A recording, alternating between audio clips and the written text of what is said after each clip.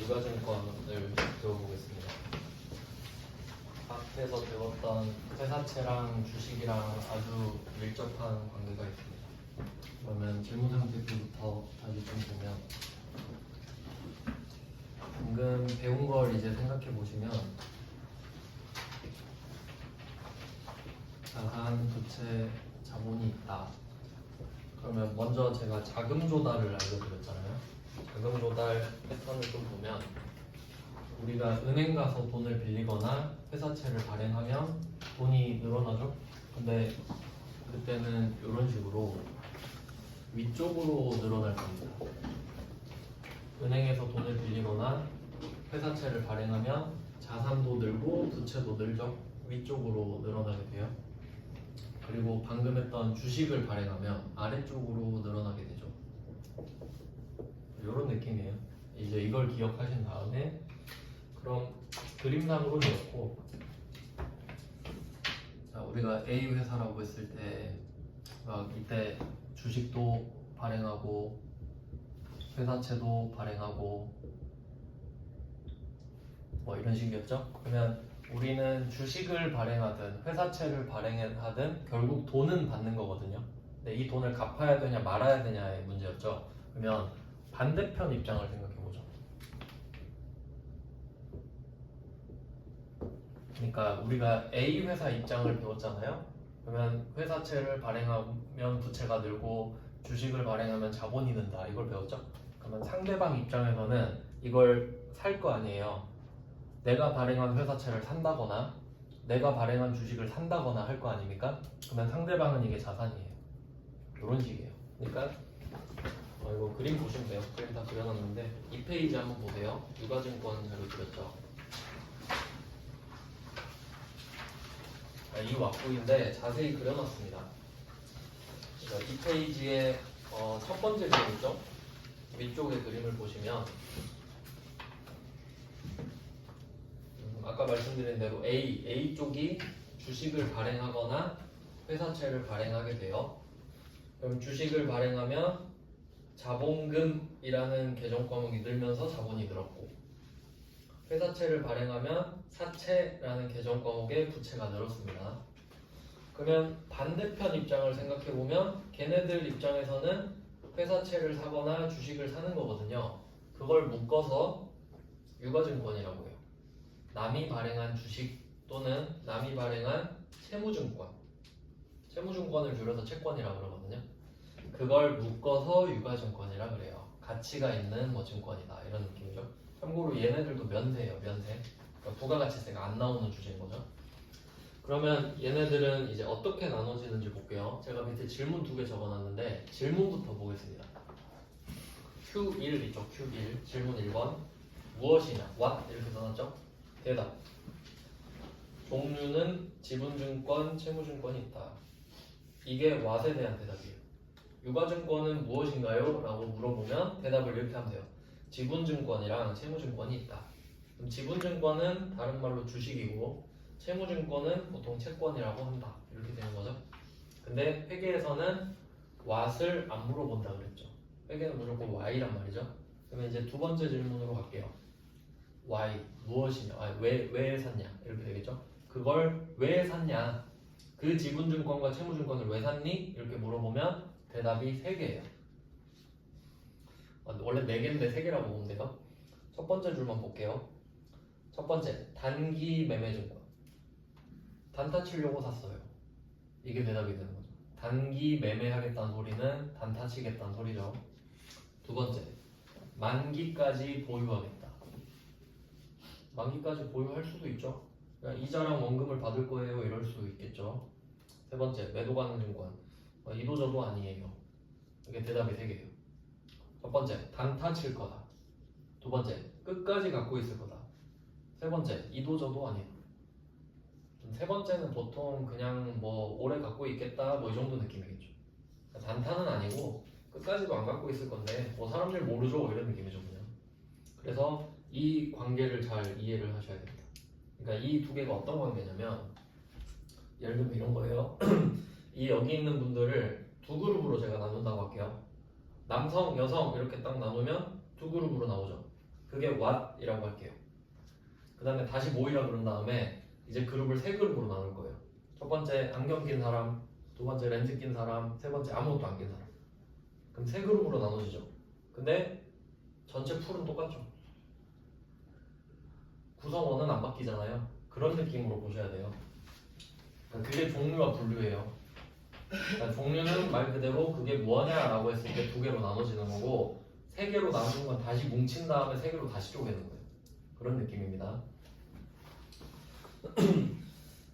그래서 이름이 세 개고요. 참고로 네 번째 지분법 적용 투자 주식은 우리 시험 범위는 아니고, 참고로 얘는 어떤 느낌이냐면 그 앞에 세 개는 약간 그냥 용돈벌이 느낌이라고 할까? 투자해서 돈 좀 벌어보겠다 이런 느낌이면, 지분법 적용 투자 주식은 내가 어떤 회사 주식을 20% 이상 사요.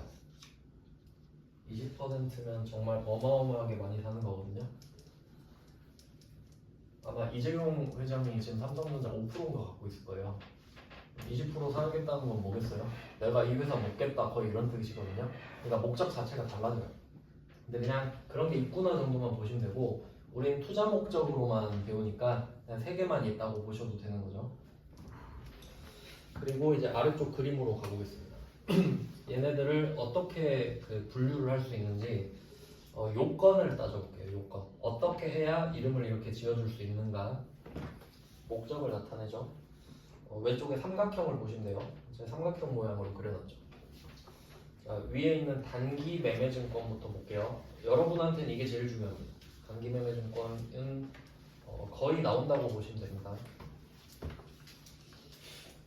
그럼 어떻게 해야 단기 매매 증권이 되는지 따져보도록 하겠습니다. 일단은 단기 매매 목적을 갖고 있어야겠죠.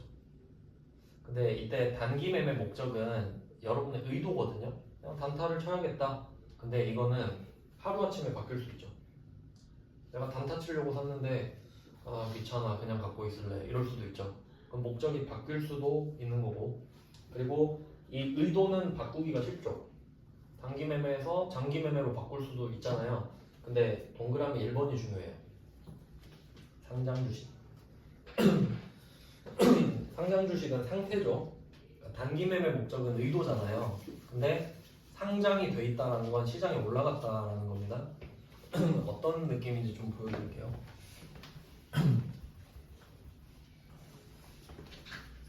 어제 수업하는데 어떤 분이 물어보셔서 이것도 설명을 해야겠구나 생각이 들더라고요. 그러니까 상장과 비상장, 이걸 생각을 해볼게요.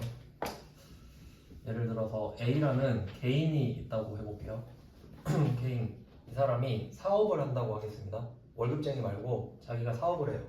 그럼 이 사람은 개인 사업자라고 불리겠죠? 그럼 이제 돈을 벌면 소득세를 내요. 개인이 돈을 벌면 소득세를 내죠. 5월에.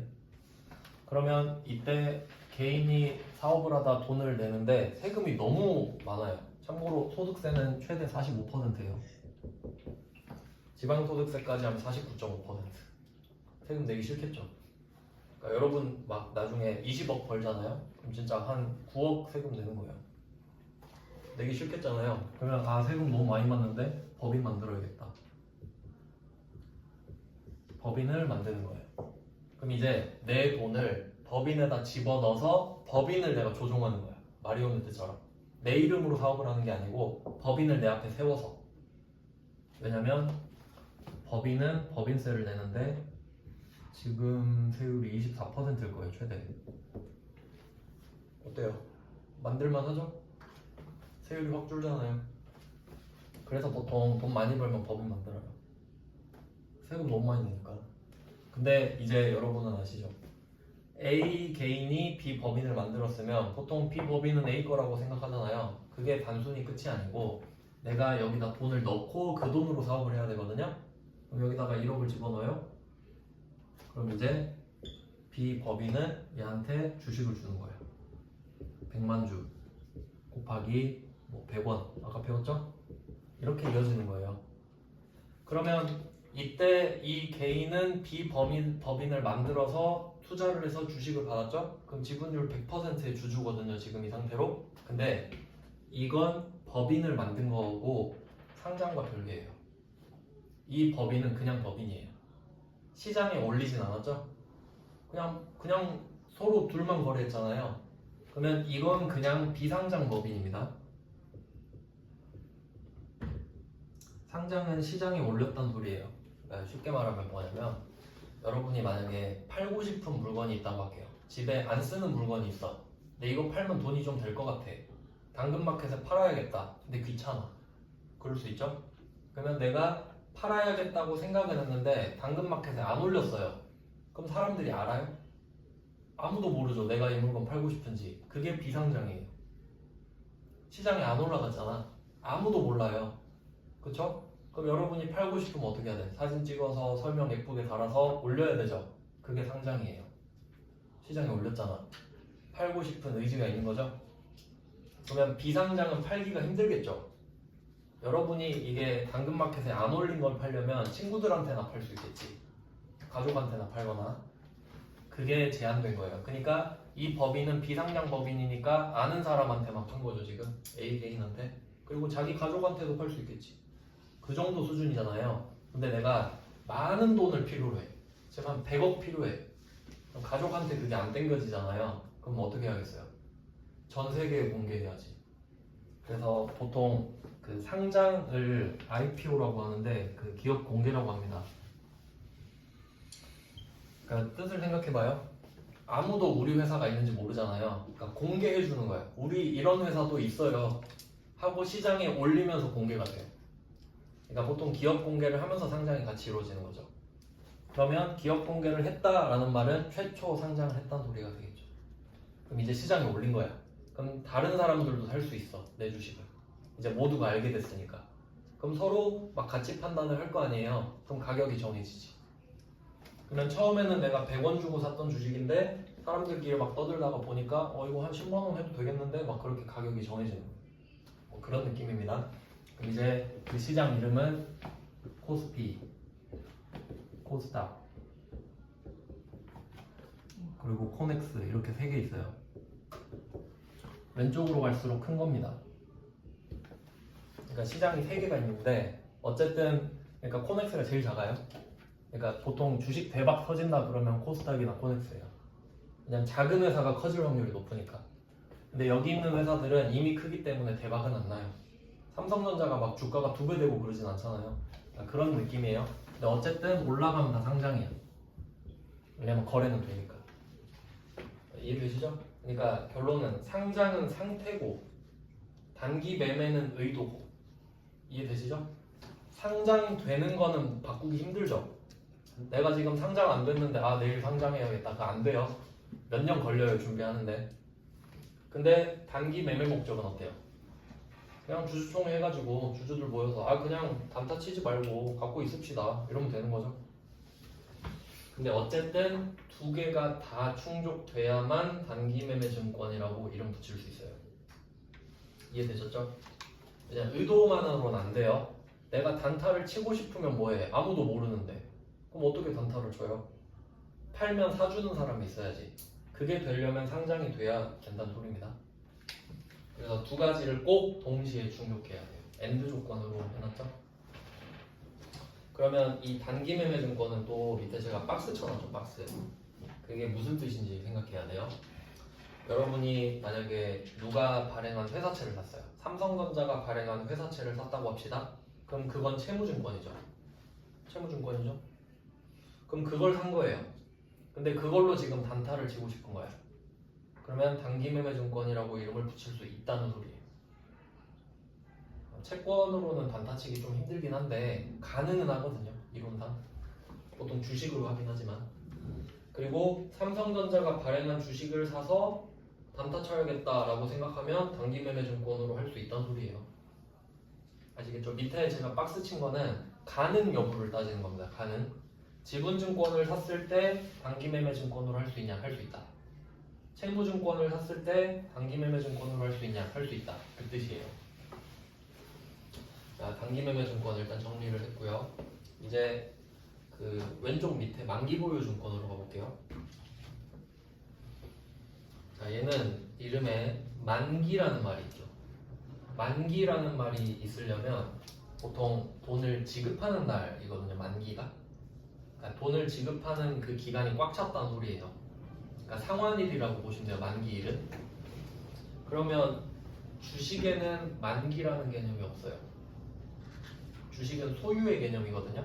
그러니까 예를 들어 여러분이 삼성전자 주식을 사고 싶다 그러면 사는 거죠. 근데 별로다 그럼 팔면 되죠. 그러니까 주식은 갖고 있냐 안 갖고 있냐의 개념이지 만기라는 개념이 없습니다. 근데 내가 삼성전자가 발행한 회사채를 샀어요. 그럼 그 회사채에는 만기가 써있죠. 몇 월 며칠에 얼마를 드립니다.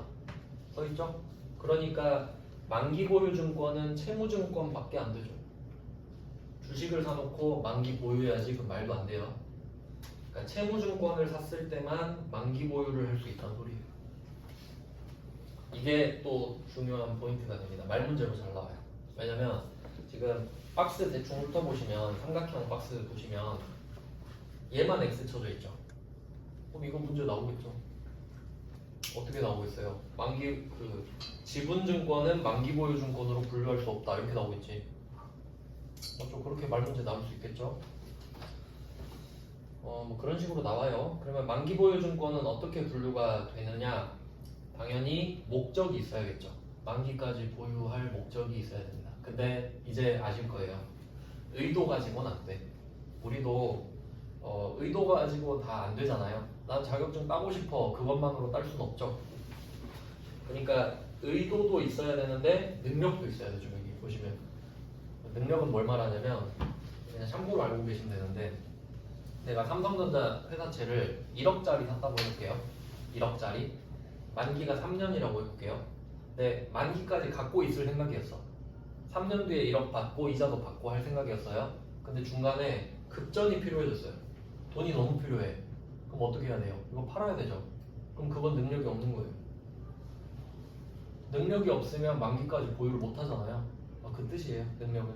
이거 안 팔아도 될 정도로 넉넉해야 된다고. 당연한 말이죠. 그냥 그렇구나 하시면 돼요. 그냥 말 문제로 나와요. 뭐 목적과 능력이 있어야 된다. 그렇게 나옵니다. 그 다음에 마지막으로 세 번째 매도 가능 증권을 보시면 되는데 종류가 3개잖아요. 그러면 마지막 거는 항상 앞에 거 2개가 아닌 것 이렇게 정리가 됩니다. 그러니까 지금 단기 매매 증권 배웠고 만기 보유 증권 배웠잖아요. 이 둘 다 아니면 매도 가능 증권이에요. 그래서 조건이 되게 심플하죠. 단기 매매 증권도 아니고 만기 보유 증권도 아니면 매도 가능 증권이다. 이름을 보시면 아는데 앞에 매도 가능이 붙어 있잖아요. 보통 이제 주식을 살 때 매수라 그러고 팔 때 매도라 그러잖아요. 그럼 이 매도를 그냥 양도랑 비슷한 뜻으로 생각해봐요. 파는 거. 그럼 여러분이 갖고 있는 물건들 생각해보세요. 여러분이 갖고 있는 물건 전부 다 팔 수 있죠. 안 팔고 있는 것 뿐이죠. 그럼 여러분이 만약에 뭐 휴대폰 갖고 있는데 이걸 소개할 때 이건 팔 수 있는 휴대폰입니다 이러진 않죠. 그냥 휴대폰 이러죠. 그런 논리로 따지면 이 매도 가능은 필요 없는 말이에요. 맞죠? 아니, 갖고 있으면 다 매도 가능하잖아요. 근데 증권이라 부를 수는 없잖아요. 증권 이럴 수는 없잖아요. 그러니까 그냥 할 말 없으니까 매도 가능 증권 이렇게 부르는 겁니다. 그러니까 이도 저도 아니잖아요. 얘는 그러니까 할 말 없으니까 팔 수 있는 휴대폰 이렇게 하는 거라고요. 민망하니까. 그래서 뭐 찌꺼기 정도 되겠네요. 근데 분류상으로 보면 그런데 사실 매도 가능 증권도 중요합니다. 그러니까 보통 시험에서는 단기 매매 증권이랑 매도 가능 증권을 묶어서 같이 내요. 이 2개가 비교하기가 엄청 좋거든요. 그래서 우리 수업 목적에서도 이 2개를 주로 공부를 하게 됩니다. 만기 보유 증권은 그냥 들러리라고 보시면 돼요. 자, 이렇게 정리를 해놓고 중요한 거는 이제 다 봤고 또 있네요. 3페이지로 가보겠습니다.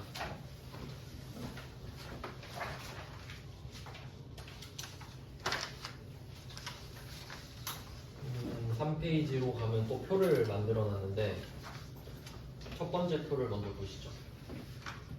여기서 이제 좀 새로운 지식들이 나옵니다. 첫 번째 표에서는 왼쪽에 방금 배웠던 애들 제목을 쫙 나열해 놨고요. 그리고 키워드도 제가 달아놨는데 단기 매매 증권에는 제가 예외라고 써놨고 매도 가능 증권에는 원칙이라고 써놨습니다.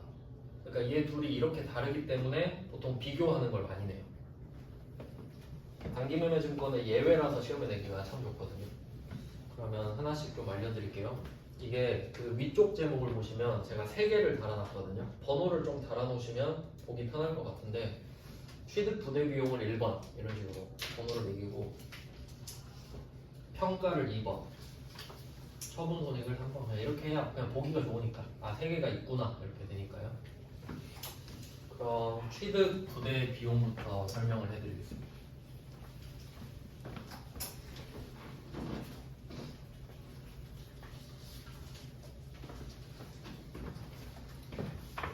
그러면 재무상태표에서 자산, 부채, 자본 이렇게 있는데 이제 조금 더 구체화시키면 자산은 실체가 있다고 봐도 돼요. 그러니까 여러분이 갖고 있는 집, 휴대폰, 뭐 차 이런 것들 있죠. 원래는 재산이라고 하지만 회계에선 자산이라고 하거든요. 그럼 걔네들은 어때요? 보이죠 좀? 눈에 보이는 느낌? 물론 다 보이는 건 아니에요. 왜냐면 내가 철수한테 돈을 100만 원 빌려줬다 이렇게 하면 그 100만 원을 받을 수 있는 권리 있죠. 그것도 자산이거든요. 근데 그건 눈에 안 보이잖아요. 맞죠? 근데 대충 자산은 실체가 있는 느낌으로 볼게요. 현금도 자산이고 하니까. 근데 부채랑 자본은 관념이라고 생각하셔야 돼요. 부채랑 자본은 없어요 그런 거. 그냥 그러니까 예를 들면 이거예요. 내가 200만 원을 갖고 있다고 할게요 현금. 그럼 이거 자산 200 있는 거 맞죠? 근데 사실 이 중에 100만 원은 철수한테 갚아야 될 돈이야. 그럼 그 100만 원에 써 있나요? 철수한테 갚을 돈 이렇게 안 써 있죠. 그냥 내가 알고 있는 거죠. 내가 200을 갖고는 있지만 100만 원은 철수 줘야 되지 라고 그냥 내가 알고 있는 거죠. 그게 부채잖아요. 그걸 적는 거고.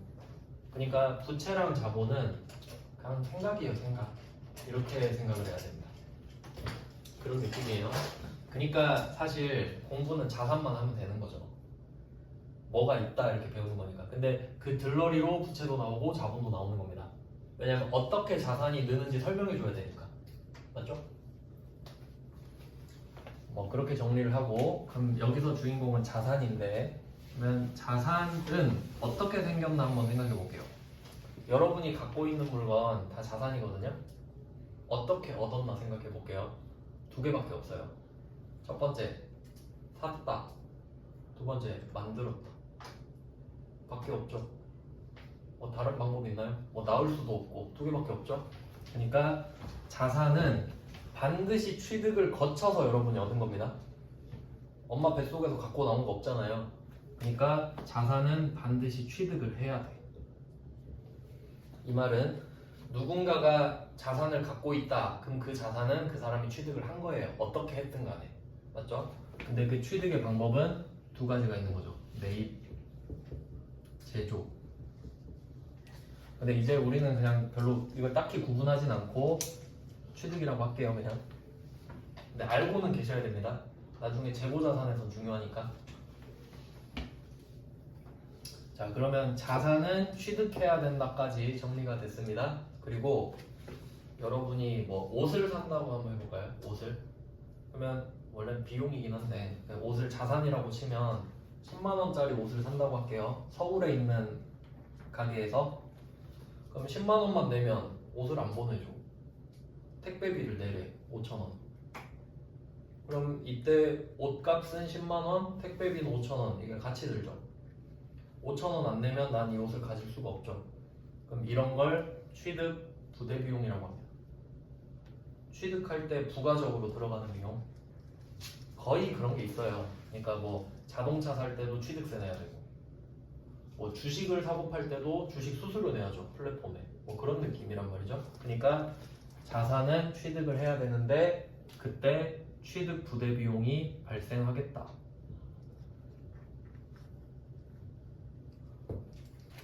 이렇게 정리가 됩니다. 그러니까 결론은 자산을 배우면 취득 부대 비용이 나온다예요. 둘이 세트로 나올 거예요. 그럼 얘를 어떻게 회계 처리할지가 문제인데 뒤쪽에서 자세히 배우고요. 지금은 그냥 이렇게만 생각해 볼게요. 여러분이 옷을 10만 원짜리 산다고 할게요. 근데 택배비를 5,000원 내래.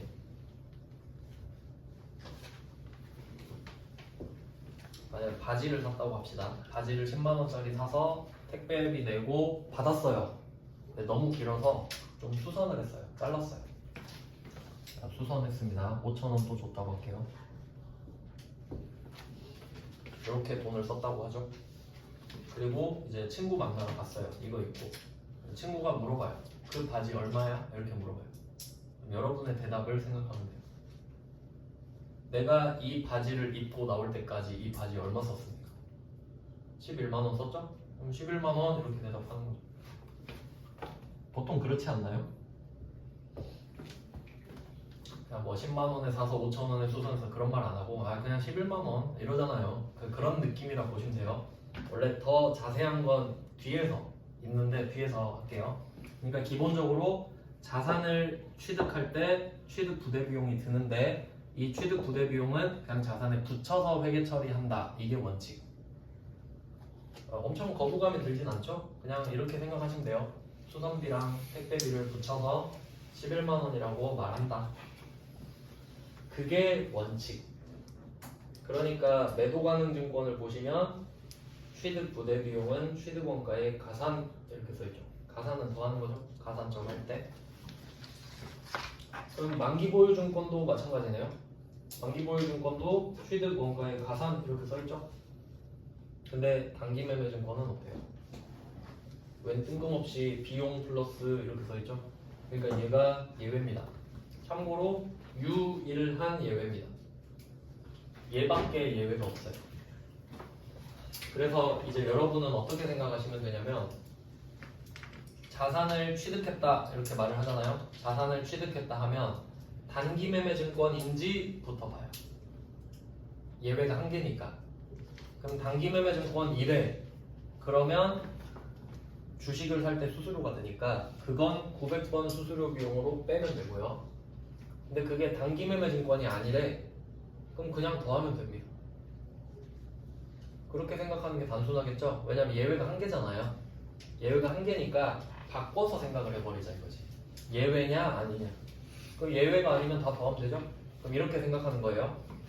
우리가 지금 매도가능증권이라는 애를 이름만 들었잖아요.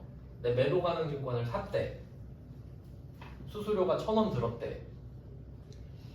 그럼 회계처리 어떻게 할 거냐 물어보면 얘는 단기매매증권이 아니네. 그럼 1,000원을 매도가능증권에 더하면 끝나는 거. 이렇게 푸는 거예요. 다 알 필요가 없는 거죠. 단기매매증권만 제대로 알면 나머지를 다 알 수 있는 거잖아요. 뭐 그런 내용이에요. 그래서 그리고 또 이유도 좀 생각을 해보면 그냥 제가 나름대로 생각한 건데 왜 얘만 예외대로 하냐. 이름이 단기매매증권이죠. 단타 치는 거잖아요. 단타 치는 거. 근데 저는 이렇게 생각했어요. 만약에 10만 원에 샀는데 수수료가 1,000원이 들었다고 할게요. 그러면 10만 원, 1,000원 이렇게 된 거죠. 원래는 붙여야 되잖아요. 근데 지금 목적이 특수해요. 단타잖아요. 단타는 일반적이지 않죠. 제조업에서 단타 치면 이상하잖아요. 그러니까 이 단타라는 거 자체가 되게 특수한 거야. 근데 내가 이거를 단타를 쳐야 되니까 이익이 크진 않겠죠. 그럼 이걸 11만 원에 팔았다고 한번 해볼게요. 이렇게 되면 단타의 핵심은 얼마에 들어가서 얼마에 나왔냐인 거야. 맞죠? 근데 이때 이 수수료를 취득원가에 붙여버리면 그게 희석되잖아요. 10만 원이 아니라 10만 1,000원이 돼버리잖아요. 저는 그냥 그렇게 생각했어요. 그래서 단타는 특이하니까 수수료를 빼놓고 생각하는 게 낫지 않나. 그게 단타의 목적이 맞지 않나. 그냥 그렇게 생각을 했습니다. 그래도 좀 도움이 되지 않을까요? 이렇게 생각하면. 나머지는 아니니까 그냥 더해버리고. 그런 식이고 회계 처리는 이런 느낌이고요. 그리고 그 평가 쪽이 좀 어려워요. 평가 쪽이. 취득 쪽은 별로 안 어려운데 평가 쪽 개념을 좀 잡고 가야 됩니다. 원래 단기매매증권만 하면 좀 편하긴 한데 그러면 좀 약간 기만하는 느낌이 들어서 매도 가는 증권도 해야 되거든요. 그러면 어떤 느낌인지 좀 보여드리면,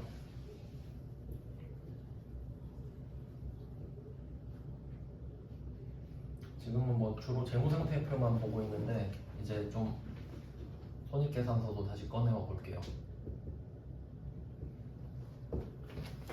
자, 이때 손익계산서는 1년마다 초기화를 시킵니다. 1월 1일부터 12월 31일까지 수익과 비용을 계속 모아요. 1년 동안 모으고 마지막에 12월 31일에 예투를 퉁칩니다. 그러면 마지막에 뭐 수익이 더 컸다고 하면 이익이 나옵니다. 이런 느낌이죠.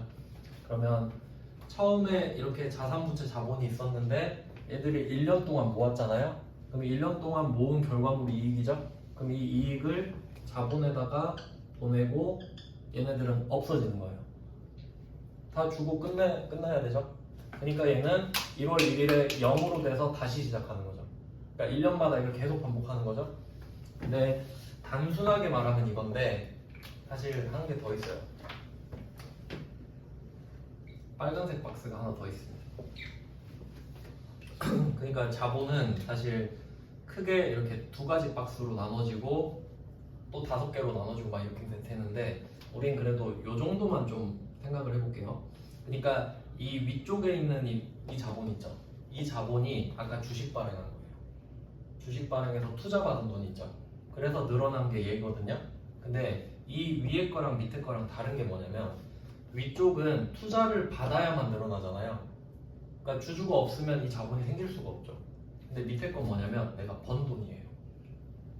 이 수익과 비용은 내가 만들어낸 거잖아요. 그러니까 내가 번 돈이 들어와서 자본이 커지죠. 그러니까 자본은 크게 두 개인 거예요. 투자받은 거, 번 거. 번 것도 내 거잖아요. 근데 지금은 이제 번 걸로 넘어오는 거지.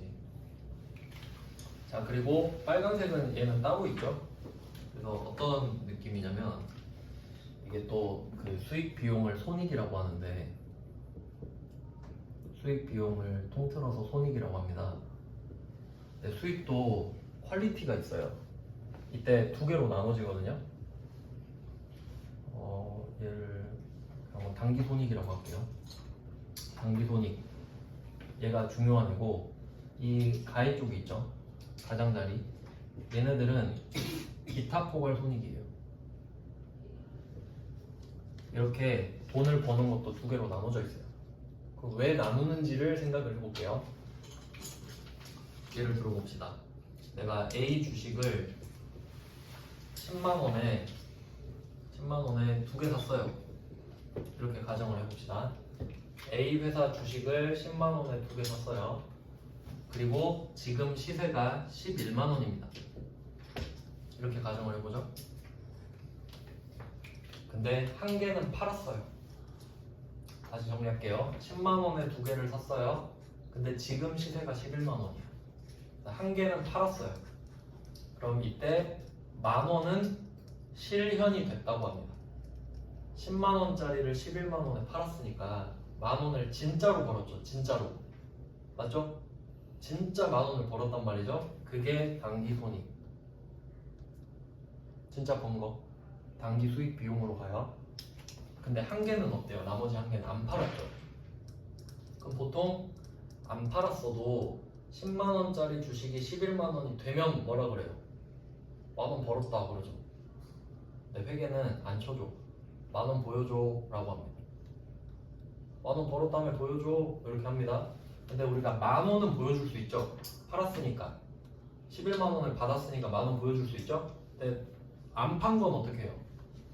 못 보여주잖아요. 안 팔았는데? 그럼 얘는 기분은 좋은데 실현되진 않았죠. 회계는 이 두 개를 나누는 거예요. 얘는 실현된 거, 얘는 실현 안 된 거. 이해되시나요? 그러니까 기분 좋은 건 알겠는데 에이 그건 번 건 아니지 라고 하는 거예요. 회계는 냉정한 거죠. 에이, 팔았다고 해야 번 거지 에이 그건 아니지 라고 해버려요. 그러니까 이름이 기타 포괄손익이 되는 거예요. 번 거긴 한데 좀 애매하다 이런 느낌. 근데 보통 우리가 이걸 통틀어서 벌었다고 하잖아요. 2만 원 벌었다고 할 수 있잖아요. 그런 느낌이에요. 그러면 이때 이제 또 얘네들이 이름이 길다 보니까 또 전문 용어를 써요. 당기손익은 NI로 쓰고 NI는 Net Income이라는 뜻인데 Net가 순수한을 뜻하거든요. 그러니까 퉁치고 남은 거. 그러니까 이익 자체가 네트의 개념이죠. 인컴은 수익을 말하고, 그러니까 수익에서 비용을 뺀 걸 NI라고 해요. 그리고 기타 포괄 손익은 OCI, Other Comprehensive Income. 말 그대로 기타 포괄 손익입니다. 그러니까 이 두 개를 합치면 사실 이걸 포괄이익이라고 하거든요. 포괄 손익. 원래는 이렇게 불러요. 원래는. 근데 우리는 아마 수익 비용 이렇게만 할 거예요. 아마. 그 전산회계 1급이 수준이 좀 낮다 보니까 그래도 제대로 배워야 돼요. 나중에 혼란이 오기 때문에. 그러면 이제 제대로 알려드린 거예요.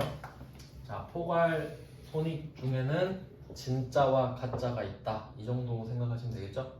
그러면 진짜는 판 거, 가짜는 안 판 거. 이해되시죠? 그러면 이때 실현된 거는 이익으로 가서 NI들이 이쪽에 모여 있는 거고, NI가 계속 쌓이는 거겠죠? 얘는 바로 다이렉트로 들어와요. OCI는. 왜냐면 진짜 수익 비용이 아니기 때문에. 근데 왜 가짜인데 자본에 넣나 이렇게 생각할 수 있죠? 그럴 수밖에 없는 이유가 있어요. 생각을 해보세요. 여러분이 10만원짜리 11만원에 팔면 자산이 진짜 10,000원 늘어나죠. 10만원은 없어지지만 11만원이 들어오잖아요. 그럼 10,000원 늘어나죠? 근데 10만원짜리 주식이 11만원이 되는 건 또 어때요? 10,000원 늘어나잖아요. 어쩔 수가 없잖아. 그러니까 자산이 늘어나요, 둘 다. 그러니까 팔아도 10,000원이 늘어나고 안 팔아도 10,000원이 늘어난단 말이에요. 맞죠? 그러니까 어쩔 수가 없는 거야. 평가만 해도 10,000원은 오른 거니까. 그러니까 자산을 적었는데 이 둘이 같이 뭉개버리면 헷갈리잖아요. 그러니까 옆에서 나눠주는 거예요. 진짜랑 가짜로. 뭐 이유는 그래요. 자본이 어려워요. 그래서. 근데 여기까지 와야 제대로 배울 수 있기 때문에 느낌만 이렇게 갖고 가시면 돼요. 진짜와 가짜. 자, 그리고 이제 볼게요.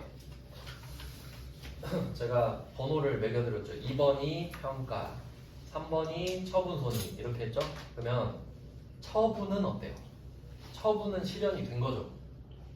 비싸게 팔았든 싸게 팔았든 실현이 됐잖아요. 그러니까 비싸게 팔면 수익이겠고 싸게 팔면 비용이겠지. 맞죠? 그럼 얘는 실현이 된 거예요. 그러니까 처분을 하면 당기손익으로 들어가요. 그래서 제가 NI라고 써놨죠. 처분은. 그리고 평가로 가볼게요. 매도 가능 증권이 원칙이죠. 그럼 평가는 진짜가 아니죠. 매도 가능 증권 평가는 기타 포괄 손익으로 제가 써놨죠. 단기 매매 증권은 어때요? 평가인데 NI죠. 그러니까 예외지. 즉 단기 매매 증권은 취득할 때 취득 부대 비용도 예외예요. 평가를 할 때 평가 손익도 예외예요. 처분은 예외가 아니네요. 그래도 다행히 처분은 예외가 있을 수가 없어요. 그래서 이렇게 정리가 되는 것입니다. 근데 이렇게 알려드리는 이유가 그 시험에서 회계 1급에서는 거의 단기 매매 증권만 나오거든요. 그럼 그것만 알려드리면 회계를 이상하게 배우게 되거든요. 근데 저는 이상하게 배울 바엔 안 배우는 게 낫다 생각해요. 시험에 안 나와도 알 건 제대로 알아야 되잖아요. 그러니까 제가 매도 가능 증권까지 같이 설명드릴 거예요. 시험에 잘 안 나오더라도. 뭐 어떤 느낌인지 아시겠죠? 그 매도 가능 증권은 어때요?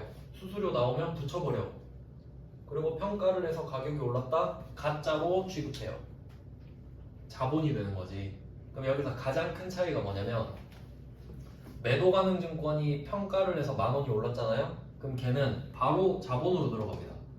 OCI 빨간색으로. 근데 단기 매매 증권을 평가해서 10,000원이 올라가잖아요. 그럼 걔는 수익으로 가버려요. 루트가 아예 달라. 걔는 수익으로 가서 이익이 됐다가 그리고 이쪽으로 들어옵니다. 파란색으로. 그러니까 3단계로 거쳐서 오는 거예요. 수익은. 근데 가짜는 어때요? 정식 루트가 없다 보니까 다이렉트로 꽂아버립니다. 이 차이가 있어요. 그러니까 결과적으로는 자본이 되긴 하거든요. 근데 수익은 수익인 순간이 있어요. 수익인 순간이 있어. 근데 가짜는 수익 비용인 순간 자체가 없죠. 바로 자본이죠. 그럼 여기서 차이가 나는 거예요. 단기 매매 증권은 평가를 했을 때 수익 비용인 거고, 매도 가능 증권은 평가를 하면 자본이 돼버려요. 그럼 그냥 그럴 수도 있지 하는데 그게 중요한 게 아니고, 수익 비용은 1년마다 초기화되잖아요. 자산부채 자본은 어때요? 회사 처음 설립됐을 때부터 계속 누적된다 그랬죠. 거기는 엄청난 차이가 벌어지는 거예요. 그냥 수익 비용이냐 자본이냐 이름만 다른 게 아니고 성격 자체가 아예 다르잖아요. 그건 뭘 말하냐면 이런 차이가 있어요. 만약에 내가 작년에 회계 처리를 잘못했어. 회계 처리를 작년에 잘못했어요. 근데 올해 한 거야. 그럴 수도 있겠죠? 그럼 고치는 것도 있겠죠? 근데 만약에 자본을 잘못한 거예요. 작년에 자본을 잘못했어. 근데 지금 알았어. 그 잘못된 거 기록에 남아있겠죠. 계속 남아있으니까 기록이. 그럼 그것만 쏙 고치면 되거든요. 자본은. 근데 작년에 수익을 잘못해 놓은 거야. 작년에 수익을. 그거 찾으려고 가보니까 없어. 작년 건 없죠? 작년 건 없어지고 지금 새로 만들고 있잖아요. 그러면 작년의 수익은 어디로 가 있겠어요? 자본이 돼 있지 지금. 그럼 작년 거 수익은 못 고쳐요. 자본을 고쳐야 돼요. 차이 아시겠어요? 그만큼 큰 차이예요. 수익 비용이냐 자본이냐 이게. 그러니까 이렇게 생각하면 돼요. 수익 비용은 기억력이 없어. 작년 거 기억 못해. 근데 자본은 100년 전 것도 기억해요. 100년 전에 회사가 있었다면. 그 차이예요. 그래서 생각해 보세요. 아까 주식 발행 초과금, 주식 할인 발행 자금 둘 다 자본이었죠. 그러니까 계속 기억하고 없애잖아요 서로. 그 의미예요. 근데 수익 비용은 어떠겠어요? 그딴 거 기억 못해. 그런 게 없는 거예요. 수익 비용은 서로 상계가 없어. 뭐 그 정도 차이가 생깁니다. 네. 이것만 설명하면 이제 쉬워요. 그 다음에 밑에 3페이지 두 번째 표를 볼게요. 이번엔 또 어떤 느낌이냐면 지금은 좀 자본, 수익 비용 자본 위주로 설명드렸는데 이제 다시 좀 이거는 참고만 하시면 돼요. 너무 많이 알려드린 거예요 지금.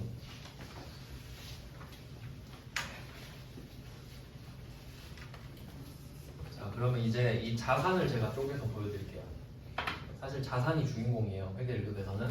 그러면 자산은 유동자산이랑 비유동자산으로 나눠집니다. 이것까지는 배우셨죠? 보고기간 종료일로부터 1년 이내에 현금화가 되면 유동자산이다.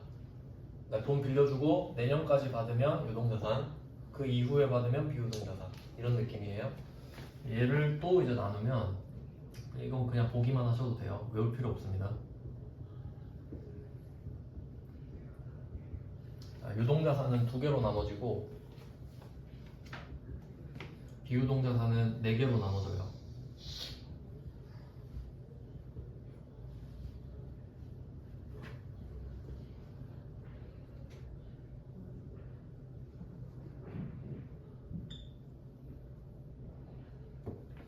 그래서 이걸 공부할 때 이 순서대로 배우면 엄청 힘들어요. 저는 이거 무시하고 그냥 하고 있는 건데 그냥 그래도 한 번은 봐야 되니까 설명을 드릴게요. 유동자산은 딱 2개로 나눠집니다. 그럼 이 그룹들이 각각의 목적이 있거든요. 이 재고자산은 목적이 판매예요. 그러니까 이 말은 여러분이 갖고 있는 물건 중에 내년까지 현금화 시킬 수 있는 건 다 유동자산이거든요. 근데 그 중에 판매 목적으로 갖고 있는 건 재고자산이라 불러요. 근데 그게 아니면 다 당좌자산입니다. 그룹이 2개밖에 없잖아요. 그럼 이제 생각을 해볼게요. 내가 제조업을 하고 있는데 그 현대자동차라고 해봐요. 그랜저를 한 대 만들었어. 팔려고 만들었겠죠? 그럼 그 그랜저는 재고자산이겠죠. 근데 단타를 좀 쳐보려고 삼성전자 주식을 하나 샀어요. 팔려고 사긴 했죠? 근데 그게 재고자산일까요? 그건 아니지. 재고자산은 내가 팔려고 만든 거 이런 걸 말을 하는 거지. 주식은 그런 개념이 아니잖아요. 내가 주식을 단타 치려고 샀다? 그럼 얘는 어쩔 수 없이 당좌자산인 거예요. 그냥 그 분류를 말씀드리는 겁니다. 그래서 만약에 내가 주식을 유동자산으로 분류를 하게 된다면 당좌자산 그룹에 속하게 되겠습니다. 당좌는 그냥 당장 쓸 수 있는 계좌 뭐 그런 뜻이에요. 비유동자산은 투자자산이 있는데 얘는 목적이 투자. 투자는 그냥 투기라고 생각하시면 됩니다. 투기. 그리고 유무형자산은 사용 목적. 그래서 회사가 뭐 땅이랑 건물을 갖고 있는데 내가 이 건물을 공장으로 쓰겠다, 사옥으로 쓰겠다, 그런 것들이 유형자산. 그리고 뭐 사업에 도움이 되는 특허를 샀다. 특허는 형체가 없죠. 이제 그런 건 무형자산. 이런 식으로 분류가 됩니다. 그러면 이 네 개 중에 만약에 내가 그 유가증권을 샀는데 비유동자산으로 분류가 돼야 될 수도 있잖아요. 그럼 그때는 당연히 유무형자산은 안 되겠죠. 당연히 여기는 들어갈 수가 없겠죠. 그리고 기타 비유동자산은 보증금 같은 게 들어가거든요. 보증금. 그래서 얘는 투자자산 쪽으로 분류가 돼요. 그래서 유가증권을 나눈다면 그래서 이렇게 두 개로 들어갑니다. 이 그림은 제가 생략을 했지만 그 3페이지의 두 번째 표에 이건 적어놨죠. 유동자산 옆에는 당좌자산이라고 적어놨고 비유동자산 옆에는 투자자산이라고 써놓은 이유가 그겁니다. 왜냐면 한 번씩 문제에서 언급을 하거든요. 그냥 그렇구나 하시면 돼요. 외운다기보다는 그냥 그렇구나 하시면 되고, 그러면 이거 분류만 보고 좀 볼게요. 어떻게 분류가 되는가는 일단 단기매매증권을 샀다 했을 때 유동자산으로 분류가 되고 비유동자산으로는 분류가 안 됩니다. 이유는 목적 자체가 단타를 치는 목적이죠. 그러니까 보유 기간과 상관없이 의지가 지금 단타를 칠 준비가 되어 있기 때문에 무조건 유동자산밖에 없습니다. 그러니까 단기매매증권은 별로 걱정할 게 없어요. 이게 뭘 말하냐면 여러분이 나중에 검색창에 쳐가지고 엔터를 딱 쳐가지고 고르거든요. 계정 과목을. 그러면 단기매매증권을 딱 검색을 하면 단기매매증권은 하나밖에 없다는 소리예요. 이름이. 그러니까 고민할 필요가 없다는 소리지. 근데 왜 이걸 강조하냐면 이 둘 다 분류가 되는 애들이 있어요. 그 밑에 보시면 매도가능증권이랑 만기보유증권은 양쪽 다 동그라미 쳐져 있죠. 그럼 이건 뭘 말하냐면 그냥 두 개 있다 이게 끝이 아니고 여러분이 매도가능증권을 검색하잖아요. 두 개 나와요. 유동자산 거, 비유동자산 거 이렇게 두 개 나올 거 아니에요. 그럼 이거 못 고르면 틀리는 거예요.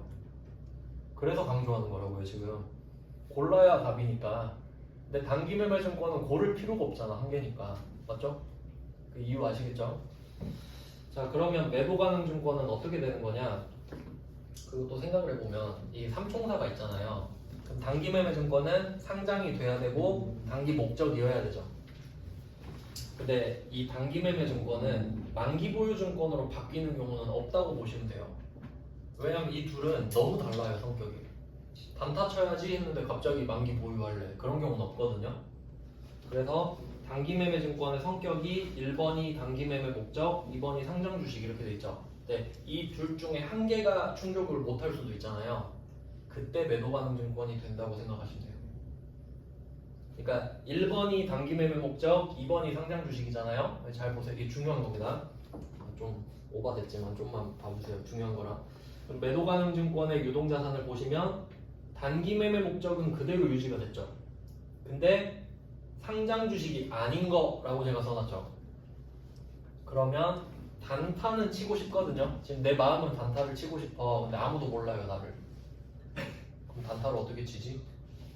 근데 의지는 봐줘야 되죠. 그래서 그런 경우는 유동자산으로 뺍니다. 단타를 치고 싶다고는 하니까. 그럼 반대로 단기매매 목적은 아니에요. 근데 상장은 돼 있어. 이게 좀 더 현실감 있죠. 그러니까 삼성전자 주식을 단타 치려고 샀는데 아니다 그냥 갖고 있자 이런 경우에요. 의도를 바꾸는 건 쉽잖아요. 그러면 그게 현실적인데 어쨌든 얘도 단기매매 증권은 안 되잖아요. 그러니까 매도가능증권인데 얘는 단기매매 목적이 아니죠. 그러니까 비유동자산이지. 이해되시나요? 그러니까 단기매매 증권은 두 가지를 충족해야 되는데 둘 중에 한 개가 빠그라지면 단기매매 증권은 안 되잖아요. 그럼 매도 가능 증권으로 빠져. 근데 조건이 두 개이기 때문에 한 개씩 안 될 때 유동 비유동으로 각각 빠지는 거예요. 이런 관계인 거예요. 그러니까 화살표를 해주셔도 되겠죠? 단기 매매 증권에서 매도 유동으로 가거나 매도 비유동으로 간다. 이런 식으로. 근데 참고로 비유동에다 기본값이라고 제가 써놨죠? 그러면 문제가 혹시 애매하다. 그러면 무조건 비유동을 고르시면 되거든요. 근데 검색하면 이름이 두 개가 똑같아요. 근데 앞에 숫자가 붙어 있어요. 글자는 똑같은데 숫자가 달라요. 그래서 제가 유동은 작은 숫자, 비유동은 큰 숫자 써놨죠? 숫자를 외울 필요는 없으니까. 그럼 만약에 매도 가능 증권을 쳤는데 한 개가 120, 한 개가 170 이렇게 있다고 할게요. 그럼 여러분은 화살표 한 칸 내려서 170에서 엔터 쳐야 정답. 바로 엔터 치면 오답. 아시겠죠? 그 차이가 크죠? 그 다음에 만기보유증권까지 보고 싶게요. 만기보유증권은 위에 두 개랑 독립적이라고 생각하시면 돼요. 얘는 그냥 만기까지 보유할 능력과 의도만 있으면 되는 애니까 위 둘과 상관이 없어요. 그럼 얘는 그 만기가 있을 거 아니에요. 만기가 내년까지면 유동자산, 내후년 이후면 비유동자산, 이렇게만 나누면 끝나는 거죠. 그래서 여기서 관계는 단기매매증권과 매도가능증권의 관계가 중요합니다. 여기까지 해놓고 좀 쉬다가 보겠습니다.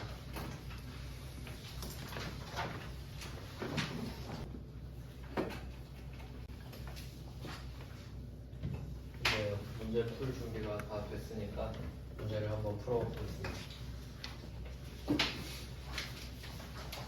4페이지를 보시면 돼요.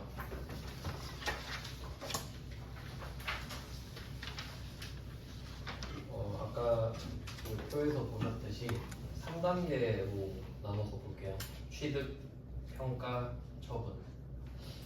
참고로 평가는 12월 31일마다 시가로 바꿔주는 걸 말해요. 일단은 취득부터 해야겠죠? 취득을 해야 뭐 팔든가 말든가 하니까. 그럼 취득할 때 먼저 기억하셔야 될 거는 아까도 봤는데 한 번 더 볼게요. 첫 번째 표에 자산, 취득, 부대 비용 이렇게 써놨죠. 자산, 취득, 부대 비용의 원칙은 취득한 자산에 가산한다. 아까 말씀드렸고 유일한 예외. 예외는 딱 한 개가 있는데 그게 바로 단기매매증권이다. 걔는 그 취득 부대 비용을 900번 수수료 비용으로 회계 처리한다 입니다. 900번은 영업 외 비용을 말하는데 이것도 생각해보면 우리가 제조업이잖아요. 근데 제조업은 단타 치고 있으면 안 돼요 원래. 맞잖아요. 제조해야지. 그러니까 사실 실제로는 제조회사가 단기매매증권을 갖고 있을 확률은 없어요. 거의. 네, 시험에 그냥 중요해요. 문제 내기가 좋으니까. 그래서 900번일 수밖에 없는 거죠. 우리 영업과 전혀 관련 없잖아요.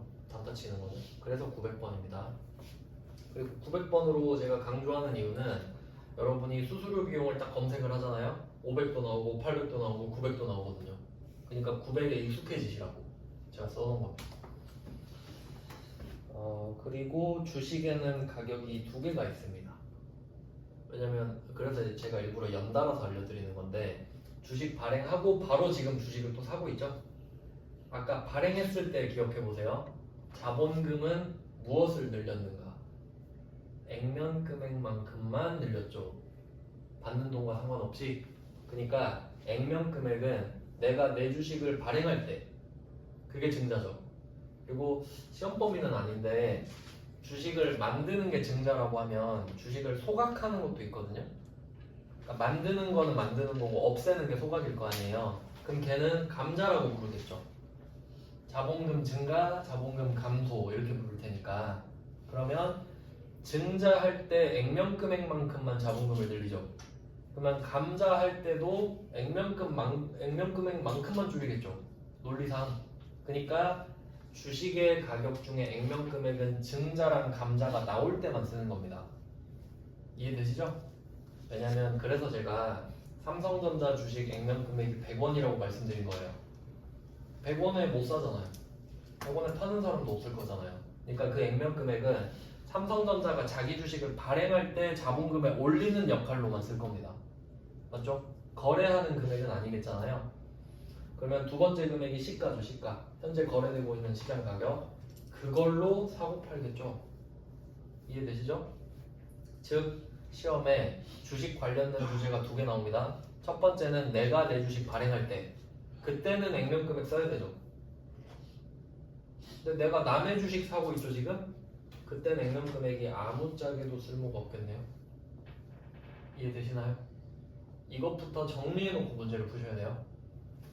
그러니까 우리는 회계를 새로 배우고 있는 게 아니고 배경 지식을 체계화시키는 겁니다. 맞죠? 당연하잖아요. 생각해보면. 자, 그럼 문제를 한번 풀어볼게요. 1번 문제 보시면 12월 1일에 단기 시세차익 목적 표시할게요. 단기 시세차익 목적이 나왔네요. 그럼 이것만 보면 일단 얘는 만기보유증권은 안 되겠죠. 일단은. 그리고 쭉 가다 보면은 시장성이 있다라는 말을 하고 그 옆에 또 보니까 상장법인도 나왔죠. 여기서 시장성이 있다라는 말이랑 상장법인은 같은 말이겠죠. 둘이 같은 말이죠. 상장됐으니까 시장성 있는 겁니다. 그러니까 둘 중에 하나만 표시하면 돼요. 그럼 결론을 내보죠. 내가 주식을 샀는데 단기 시세차익 목적으로 샀고 상장도 돼 있어. 그럼 이거 단기 매매 증권이죠. 이렇게 찾아야 돼요. 그래서 아까 강조를 한 거예요. 두 개를 충족해야 단기 매매 증권이 됩니다. 이렇게. 근데 만약에 이게 장기 시세차익 목적이다 이렇게 문제 나오면 얘는 매도 가능 증권이 되겠죠. 한 글자로 이름이 확 바뀌잖아요. 그리고 매도 가능 증권은 심지어 숫자가 큰 걸로도 바뀌어야 됩니다. 그러니까 한 글자 차이로 그렇게 바뀔 수 있으니까 잘 기억해 두세요. 자, 그러면 일단 단기 매매 증권은 확정이 됐고 수수료도 25,000원이 수수료 5만원 든대요. 잘못 적어놨다 답을. 뭐 이 정도는 고치면 되겠대. 수수료를 5만원인데 50만원이라고 적어놨죠? 밑에 그 A 옆에 5만원으로 바꿔주세요.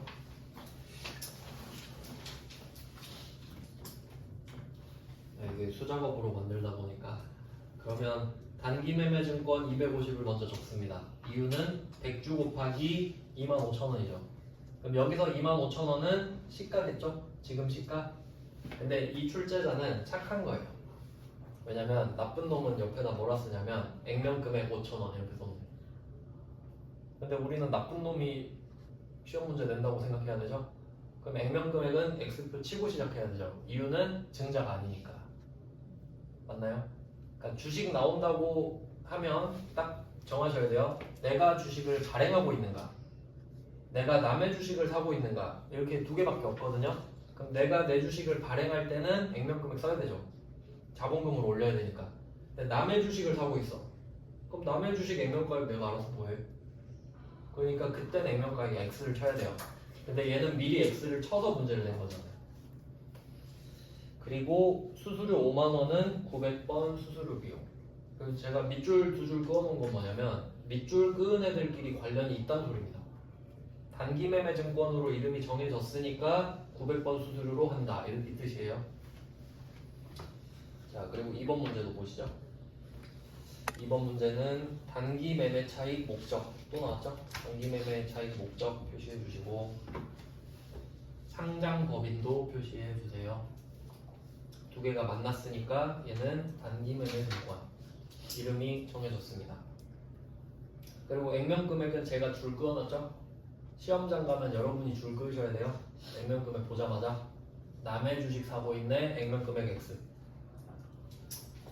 그래야 문제를 매끄럽게 풀 수 있겠죠. 그러면 가격 이제 정해볼게요. 2,000원 곱하기 2,000주 하니까 400만원. 단기 매매 증권이니까 수수료는 900번 수수료 이렇게 빼는 겁니다. 근데 이 문제가 만약에 뭐 장기 매매 차익을 목적으로 샀다 하면 이름이 매도 가능 증권으로 바뀌잖아요. 근데 이름만 바뀌는 게 아니고 숫자도 401만원으로 바뀌어요. 맞죠? 단기 매매 증권이 유일한 예외라고 그랬잖아요. 그럼 매도 가능 증권은 예외가 아닌 거잖아. 그럼 수수료를 더해야죠. 맞죠? 그러니까 두 개가 같이 바뀐다니까. 이름이 바뀌면서 붕괴도 바뀌어버려요. 그러니까 이걸 시험에 잘 내는 거예요. 그러니까 꼭 이 문제를 풀면서 이 단자가 장자로 바뀌면 매도 가능 증권 숫자 큰 걸로 바뀌면서 수수료가 없어지겠구나까지 생각하셔야 돼요. 그게 1타 2피예요. 그럼 여러분은 두 문제를 다 맞힐 수 있지. 뭐가 나와도. 근데 이거 답만 맞히고 넘어가면 매도 가능 증권 내는 틀리는 거예요. 그러니까 항상 같이 생각하세요. 쌍으로. 이따가 또 볼 거예요. 어차피. 그 다음 이제 3번 한번 또 보시죠. 3번 문제는 단기 매매 차익을 목적으로 상장회사. 이제 잘 보이시죠? 단기 매매 차익 목적 상장회사. 두 개 다 나왔으니까 얘는 단기 매매 증권입니다. 그러면 수수료는 당연히 900번 수수료 비용으로 할 거고 액면가액은 당연히 필요 없죠. 내 주식 발행하는 거 아니니까. 자, 그리고 제가 두 번째 줄에도 줄을 그어놓은 게 있는데 매입 수수료는 영업외 비용으로 처리할 것. 이 말을 왜 그어놨냐면 필요 없는 말이니까. 여기서 영업외 비용은 900번을 말하죠. 그럼 혹시 이 말 없으면 답이 바뀌나요? 안 바뀌죠? 그 뜻이에요. 그러니까 제가 일부러 필요 없는 말은 이렇게 줄을 그어놔요. 근데 이 말이 필요하면 냅두고 그런 식으로. 그러니까 이 말은 지금 필요 없는 거 아시죠? 단기 매매 증권이니까 당연히 900번이에요. 그래서 일부러 이렇게 세 가지 유형을 보여드린 겁니다. 근데 액면가액이 나오는 걸로 나온다고 생각하셔야 맞죠? 자, 이제 5페이지로 가볼게요. 이런 식으로 그 배경 지식을 잘 쌓아놔야 문제 푸는 게 엄청 쉽습니다. 그래서 제가 앞에 설명에 시간을 많이 쓰는 이유가 그거예요. 문제 풀이는 시간이 진짜 별로 안 걸리거든요. 자, 이제 5페이지에 매도 가능 증권을 취득해 봅시다. 4번 문제죠. 장기 투자 목적 표시하시면 되겠죠. 장기 투자 목적. 그러면 이 문제는 조금 애매하다고 생각하실 수 있겠죠. 여기는 상장 여부를 말을 안 해주고 있죠. 그리고 이제 생각을 해봅니다. 이런 게 이제 상식을 넓히는 건데 문제에서 말을 안 해주잖아요. 그러면 말을 안 해주는 부분은 상식적으로 생각해야 돼요. 일반적인 걸 생각하는 거예요. 근데 내가 주식을 지금 샀잖아요. 보통은 주식시장에서 사죠. 그럼 이건 별말 없으면 상장 주식입니다. 맞죠? 만약에 내가 비상장 주식을 샀으면 그걸 말을 했을 거예요. 왜냐면 특이한 상황이니까. 비상장 주식은 사기 되게 힘들거든요. 이해되시죠? 어떻게 푸는지? 말 안 하면 상식대로 간다. 그럼 당연히 뭐 상장 주식이겠지 라고 생각하고 풀면 되는 거예요. 그런 거 아는 것도 되게 중요해요.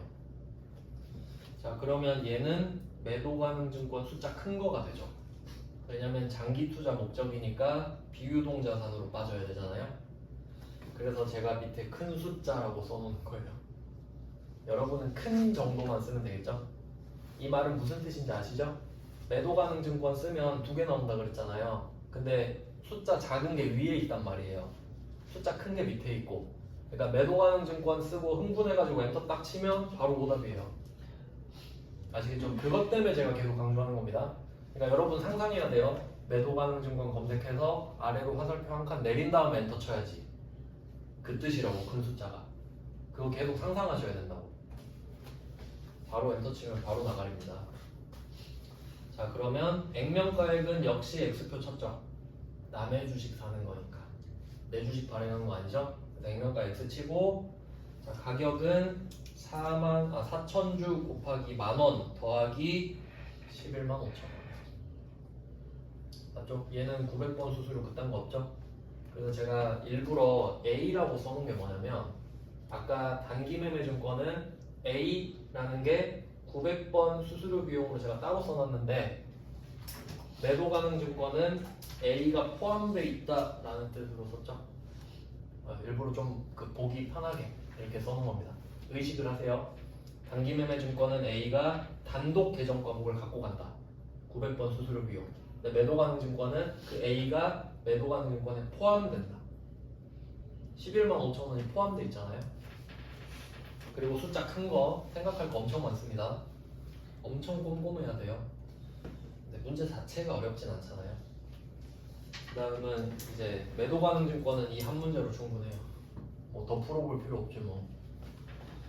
왜냐면 아까 그 단기 매매 증권에서 글자를 단자를 장자로 바꾸면 다 답이 이거죠. 그걸로 연습하셔도 돼요. 그 다음에 만기 보유 증권, 얘는 그냥 형식적으로 하나 보겠습니다. 자, 만기 보유 증권은 채권을 샀다고 합니다. 왜냐면 채권만 만기까지 보유할 수 있으니까. 뭐 첫 번째 줄, 두 번째 줄 사이에 만기까지 보유할 목적 표시하시면 되겠죠. 만기까지 보유할 목적. 능력은 그냥 있다고 봐야겠죠. 어쩔 수 없죠. 자, 그러면 9천만 원에 샀고 수수료 8만 원이 든 것도 확인했어요. 그러면 금액은 이제 아시죠? 더해버리면 되니까. 단기 매매 증권이 아니잖아요. 근데 숫자를 어떻게 쓸까? 오늘이 2020년 7월 31일로 돼 있거든요. 옛날 문제니까. 근데 만기가 5년 뒤죠. 그러면 내년까지는 돈으로 못 받겠네요. 그러니까 숫자 크죠. 비유동이니까. 그러면 여기 비교 써두셔야 돼요. 만기를 그 만기 2025년 위에다가 비교해가지고 만기 2021년으로 한번 써보세요. 그럴 수도 있잖아요. 그러니까 남이 다 기다려 놓은 거 내가 1년 남은 거 딱 살 수도 있죠. 그럼 좀 비싸지겠지만 그러면 숫자가 어떻게 되겠어요? 그러면 오늘 기준으로 내년에 받잖아요. 그럼 숫자 작은 거 쓰셔야죠. 내년에 돈 받잖아요. 이해되시나요? 그러니까 문제를 어렵게 내면 이 숫자 디테일로 낼 겁니다. 사실 만기 보유 증권은 그렇게 뭐 중요한 주제는 아닙니다. 그리고 제가 시장성은 없다에다가 줄 꺼놨죠. 이것도 한번 생각해 볼게요. 자, 이름이 만기 보유 증권이잖아요. 이 말은 중간에 시세가 어떻게 바뀌든 말든 나는 만기까지 기다릴 거야 그 말이죠. 그럼 시장성이 있고 없고가 중요할까요? 안 중요해. 난 안 팔 거거든. 그러니까 시장성이 있고 없고는 만기 보유 증권한테는 안 중요합니다. 난 안 팔 거거든. 그러면 안 판다는 말은 내가 이 주식창을 안 본다는 소리예요. 안 팔 건데 관심이 없겠죠. 그래서 이런 것까지 잘 챙겨두셔야 응용이 되는 문제를 잘 풉니다.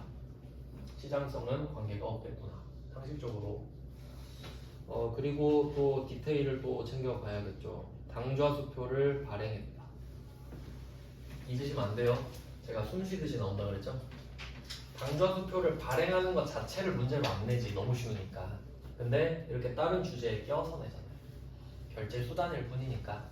그래서 당좌수표를 발행 지급했다 하면 당좌예금이 차감된다. 이것도 같이 표시해 둘게요. 나올 때마다 생각하셔야 돼요. 왜냐면 답이 다 적혀 있으니까 긴장감이 좀 떨어지는 경향이 있거든요. 그래서 제가 기출문제로 빨리 가려고 하는 거예요. 기출을 풀어봐야 되거든요. 빨리. 지금은 뭐 공부하는 중이니까 이렇게 긴장할 필요까지는 없죠. 자, 그러면 취득을 다 봤습니다. 별로 안 어렵죠? 취득 하나 더 있네요. 방금 취득은 돈 주고 산 거. 그 다음에 6페이지로 가보시면 이건 좀 배경 지식을 넓히기 위해 제가 따로 적어놨어요. 시험 범위는 아닌데 일단 오타부터 좀 수정을 하면 그 그림이 두 개 있죠. 그래프가 거기서 이자율을 5%에서 2%로 좀 바꿔주세요. 둘 다 위아래. 이자율 5%를 2%로, 할인율 5%를 2%로. 마지막에 바꿨는데 제목만 안 바꿔가지고 이 개념을 좀 생각을 해볼게요. 그림이 있으니까 요거 되게 중요한 개념이에요. 우리 시험에서는 잘 안 다루는데 상식적으로 좀 알고 있을게요. 이자율이랑 할인율이라는 개념이 있는데 조금씩 그 언급이 되긴 해요. 이게 그 공통 그 뿌리라고 해야 될까? 걔가 금리거든요. 금리 들어보셨죠? 지금 뭐 한국은행이 금리를 몇 퍼센트 올렸습니다, 내렸습니다 막 이러잖아요. 그 금리는 돈의 가치를 말해요. 돈의 시간의 가치. 그럼 그걸 한번 볼게요. 이자율부터 한번 보겠습니다. 자, 이자율이 2%라고 가정을 해볼게요. 그리고 지금 연도가 있는데 0이 오늘입니다. 0이 오늘 지금이에요. 그리고 1, 2, 3, 4, 5는 각각 1년 후 이렇게 됩니다. 그러면 100만 원이 0 위에 써 있죠. 그럼 여러분이 지금 100만 원을 갖고 있다고 할게요. 그리고 은행에 가요. 그걸 물어봅니다. 지금 금리가 얼마죠? 그러니까 이자율 1%래. 그럼 제가 이거 100만 원 5년 동안 맡겨놓을게요. 얼마 줄 거예요? 이렇게 물어본 거예요. 그럼 지금 금리가 2%란 소리는 1년마다 가치가 100%짜리가 102%가 된다는 소리죠. 1년 뒤에. 즉 100만 원을 맡기면 102만 원이 된다는 소리잖아요. 이자 2만 원 준다는 소리잖아요. 그리고 전제를 하나 깔았죠. 복리 반대가 단리인데 단리는 내가 100만 원을 딱 넣잖아요. 그럼 1년에 2만 원이 나오겠죠. 그럼 2만 원만 주고 다시 100만 원으로 또 1년 가. 그럼 또 2만 원 나오겠죠. 그러니까 이 100만 원이면 무조건 2만 원이 나오는 게 단리. 꽃단자 써서. 근데 복리는 처음엔 100만 원을 넣었지만 1년 뒤엔 102만 원이 되죠. 그럼 그 102만 원으로 다시 2%가 돌아가. 그러니까 이자에 이자가 또 붙는 게 복리. 그런 개념이에요. 복리라고 가정하는 거예요. 그래야 의미가 있거든요. 그러면 공식은 이제 밑에 보시면 1년마다 곱하기 1 더하기 0.0이 돼 있죠. 0.02가 2%니까 1년마다 1.02배가 되는 거 아니에요? 맞죠? 그걸 5번 곱하면 5년 뒤에 가치를 구할 수 있죠. 그게 미래 가치예요. 금리랑 시간을 알면 미래 가치 구할 수 있죠? 이해되셨죠? 그러니까 이자율은 우리한테 좋은 거니까 금액이 커지는 겁니다. 맞죠? 근데 이제 할인율이라는 개념이 나옵니다. 사실 이자율이랑 할인율은 똑같은데 내가 돈을 받는 경우는 이자율이라고 그러고 내가 돈을 못 받는 경우는 할인율이라고 생각하면 돼요. 그럼 이때는 어떤 느낌이냐면 똑같이 0, 1, 2, 3, 4, 5가 있는데 얘는 5 위에 100만 원이 써 있죠. 이건 뭘 뜻하냐면 5년 뒤에 100만 원을 받는 게 정해졌다 이 뜻이에요. 그러니까 5년 뒤에 100만 원을 받기로 돼 있어요, 난 지금. 근데 이제 거꾸로 생각해야죠. 지금 얼마지? 이게 궁금해야 되죠. 그러니까 지금 100만 원인 걸 알면 5년 뒤에 얼마인지 궁금해야 되잖아요. 지금 아니까. 근데 5년 뒤에 100만 원을 주겠대 나한테. 그럼 뭐 지금으로 따지면 얼마지 이게 궁금해야 되잖아요. 역추적해야지. 그럼 얘는 방향이 거꾸로 가죠. 이런 건 할인. 그럼 어떻게 구해야겠어요? 이 5년 뒤에 100만 원은 곱하기 1.02를 5번 한 결과물이 100만 원이죠. 그럼 얘는 그걸 나눠야지. 맞죠? 역으로 가야 되니까. 그렇게 하면 각각 금액이 나오거든요. 제가 금액을 구해놨죠. 그러면 이때 두 번째 그림에서 0의 금액은 905731이거든요. 이 말은 뭘 말하냐면 여러분이 오늘 돈을 받으면 905731 이거 받으면 5년 뒤에 100만 원 받는 거랑 똑같은 가치예요. 왜냐면 지금은 905731을 받지만 이걸로 어차피 이자가 또 붙을 거 아니에요. 이런 걸 현재 가치로 할인했다고 해요. 그러니까 시간이 돈이라는 개념이 정말 중요하거든요. 근데 일상에선 이걸 안 쓰죠. 일상에선 이딴 개념 안 쓰잖아요. 그러면 이걸 알면 뭘 알 수 있냐면 또 이런 거랑 어떻게 적용이 되냐면 지금 이자율이 2%라고 하잖아요. 그럼 여러분이 100만 원을 은행에 넣으면 5년 뒤에 얼마가 될지 계산할 수 있죠. 근데 보통 물가가 3% 오르거든요, 1년에. 그거랑 이제 같이 생각해봐요. 물건은 오늘 100만 원짜리가 1년 뒤에 103만 원이 돼요. 근데 내가 은행에 돈을 100만 원 맡기잖아요. 그럼 내 100만 원은 102만 원밖에 안 돼. 그럼 오늘 살 수 있는 물건 내년에 못 사요. 맞죠? 그러니까 물가 상승률보다 내가 투자율을 높이려고 하는 거야, 사람들이. 또 화폐 가치가 계속 떨어지니까. 맞죠? 그러니까 이게 이 현금의 가치를 모르면 그걸 모르고 사는 거야, 평생. 물가랑 나랑 상관없는 것처럼 사는 거야. 되게 상관이 있는 거죠? 내가 물가를 이기지 못하면 내 돈은 계속 줄어드는 거라니까. 맞죠? 그런 개념이에요.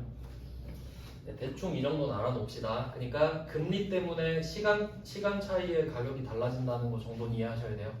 금리라는 개념이 있기 때문에. 맞죠? 그래서 시간이 돈인 거예요. 그러면 똑같은 돈이어도 우린 지금 100만 원으로 하지만 어떤 사람은 1조로 굴리겠죠. 그럼 결과물이 다르잖아요. 떡이 크면 고물이 많이 굳죠. 그런 개념이에요. 이자라는 개념이. 자, 배경 지식을 쌓았고 이제 문제를 또 풀어봅시다. 7페이지로 갑니다. 자, 7페이지는 어떤 걸 다루냐면 그 방금은 우리가 시장 가서 돈 주고 샀잖아요. 그건 좀 합리적인 우리의 선택인데 이제 지금은 강제로 사는 거.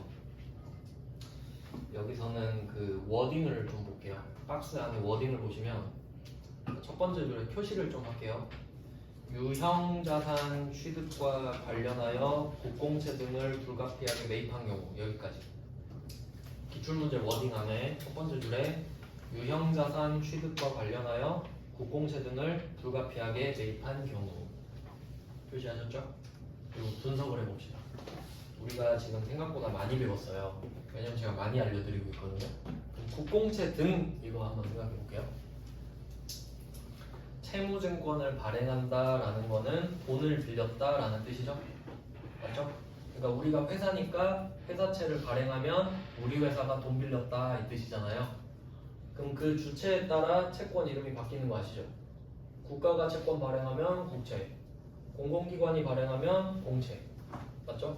국공채 등 이렇게 돼 있는데 현실적으로 말을 하면 여러분이 만약에 차를 사잖아요. 차 사면 광주광역시가 발행한 채권을 사야 돼요. 강제로. 법적으로 그렇게 돼 있어요. 그러면 광주광역시는 지방자치단체죠. 그럼 지방자치단체가 채권을 발행한 거는 지방채죠.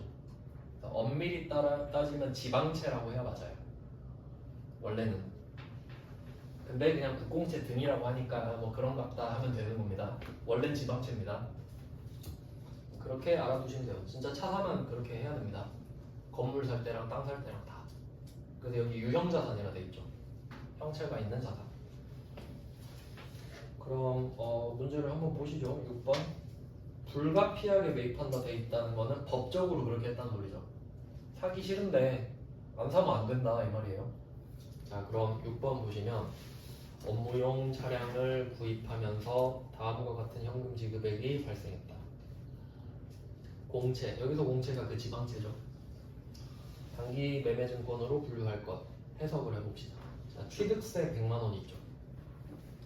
그 자동차 사면 자동차 가격의 7%를 취득세로 내야 돼요.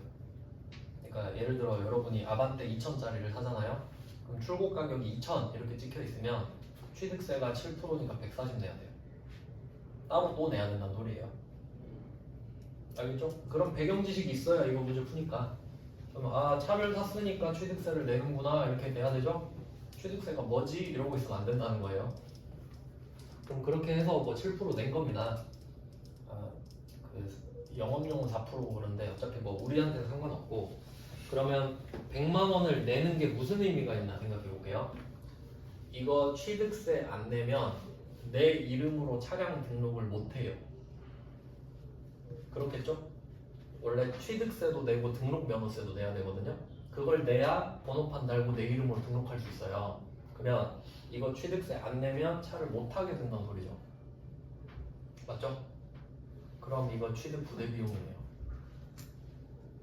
맞죠? 취득 부대 비용. 차를 사기만 해놓고 그냥 끝내면 안 돼요. 취득세도 내고 등록을 해야 타고 다니지. 그래서 얘는 취득 부대 비용입니다. 그러니까 취득 부대 비용의 개념을 좀 넓혀놔야 돼요. 내가 이 물건을 원하는 용도로 쓰고 싶은데 돈이 들잖아요.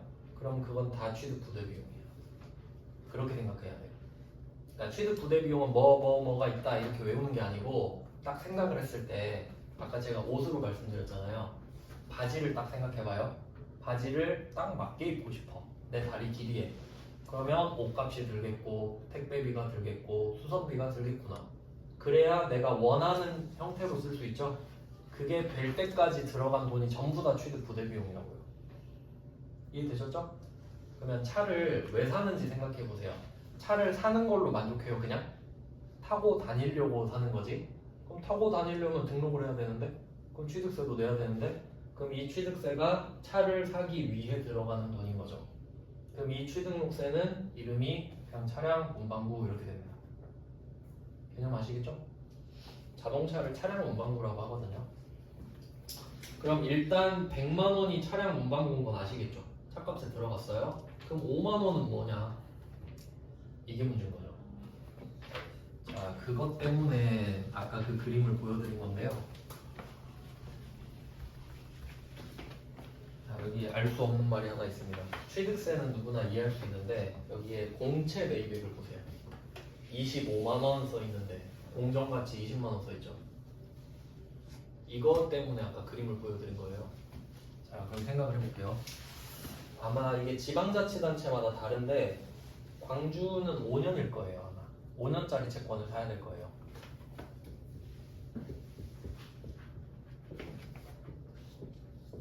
자, 그럼 이렇게 그림을 그리면 되겠죠? 0, 1, 2, 3, 4, 5. 자, 그러면 공정가치라고 써 있는 건 제가 시가라 그랬죠. 이 말은 지금 내가 시장 가서 얘를 사면 20이에요. 공정가치니까.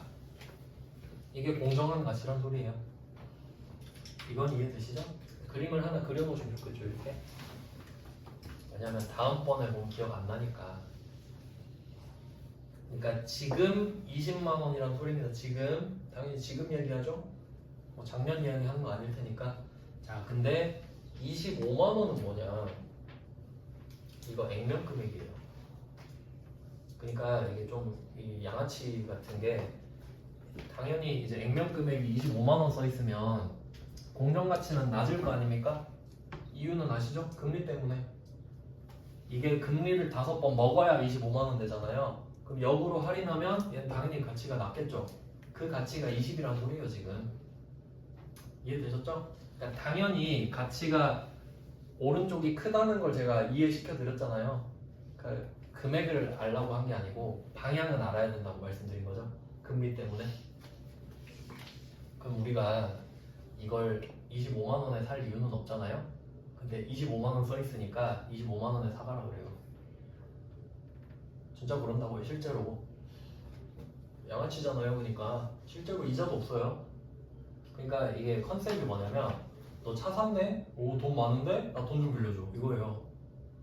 그러니까 우린 무이자로 돈 빌려줘야 돼. 진짜 그래요. 법으로. 그러니까 강제로 산다 그랬잖아요. 불가피하다 그랬잖아요. 그러니까 이러면서 상식을 넓히는 거예요. 근데 저도 차 살 때 바로 이거 손해보고 팔았단 말이에요. 그냥 뭘 갖고 있어 그걸 그냥 팔아버리지 그냥.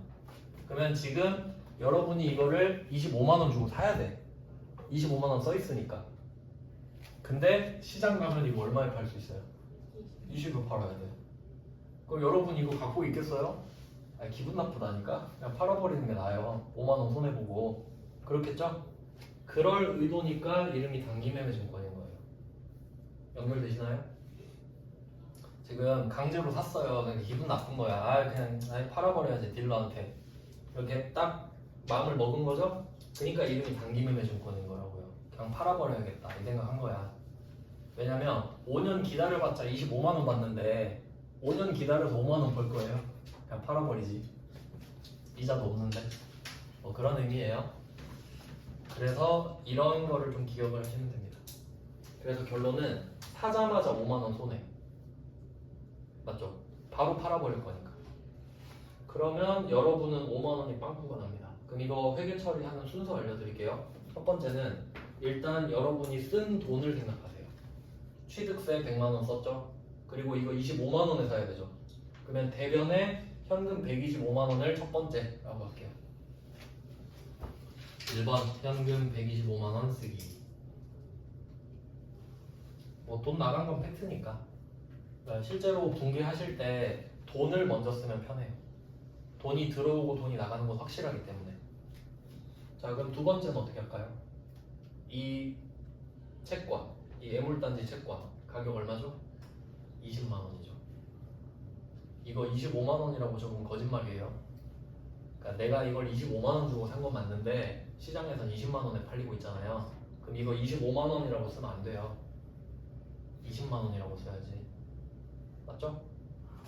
그래서 단기매매증권 20만 원 얘가 두 번째가 되는 거죠. 그렇게 풀어야 쉽겠죠? 그러면 나머지 금액은 뭐겠어요? 다 차 때문에 손해본 거 아닙니까?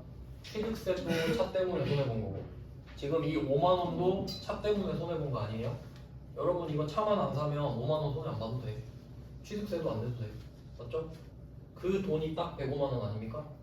그러니까 그게 취득 부대 비용인 거지. 내가 차를 사기로 결심했으니까 이 돈이 나간 거 아니에요? 차 안 사면 안 나가잖아. 그러니까 이 105만 원이 결과적으로 취득 부대 비용이 되는 겁니다. 이것도 상당히 좀 고급이죠. 그러니까 분계가 어려운 게 아니고 이 배경 지식이 어려워.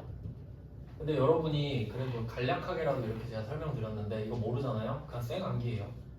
내용도 모르고 그냥 외워야 돼 그냥. 아무 생각 없이. 근데 그건 제 생각에 공부가 아니거든요. 의미도 모르면서 외우는 거는. 그래서 뭐 간단하게 설명드린 거고 그 다음에 다시 기출문제 워딩으로 올라가 보세요. 이게 말문제인데 그냥 이렇게 나오진 않는데 그냥 맞춰볼게요. 자, 뭐라고 하는지 한번 봅시다. 기출문제 워딩. 이렇게 지방채를 불가피하게 매입한 경우 지금 이 상황이죠? 여기서 매입 금액 여기다 25만 원 쓰세요. 매입 금액 25만 원. 그리고 현재 가치. 현재 가치는 20만 원 쓰면 되겠죠? 그리고 차액 5만 원 쓰면 되겠죠? 그럼 그 차액은 어쩌라고 하는지 볼게요. 차액도 유형자산의 취득원가에 포함한다. 맞죠? 그럴 수밖에 없겠죠. 손해를 봤으니까. 네, 그런 내용입니다. 그 다음에 7번도 똑같은 식으로 푸는데 이제 요령을 아셨으니까 요령부터 풀어봅시다. 7번 문제. 자, 이번엔 토지 나왔죠? 토지. 실제로 보여드리려고. 토지가 나왔습니다. 그러면 취득세 1,800은 토지겠죠? 그리고 지방채. 얘는 제대로 했네요. 지방채 만기 5년 무이자 부 이렇게 돼 있잖아요. 그럼 얘를 1,200에 사야 돼. 근데 가치는 1,050이야. 그러면 똑같이 해볼게요. 쓴 돈부터 찾아보세요. 취득세 1,800 썼고 지방채 1,200 썼죠. 그럼 대변에 3,000 썼다. 보통예금 3,000을 써주는 게 1번. 자, 그리고 얘 목적이 뭘까요? 보니까 매도가능증권으로 분류한대요. 이 말은 만기까지는 모르겠는데 일단 지금 팔 생각은 없다. 그 말이겠죠. 그럼 얘는 기본값인 매도가능증권 큰 숫자를 쓰셔야 됩니다. 이게 좀 나름대로 포인트인데 매도가능증권으로 분류하라 그랬잖아요. 그럼 이제 숫자 작은 거 쓸지 큰 거 쓸지 골라야 되거든요. 근데 힌트가 아무것도 없잖아요.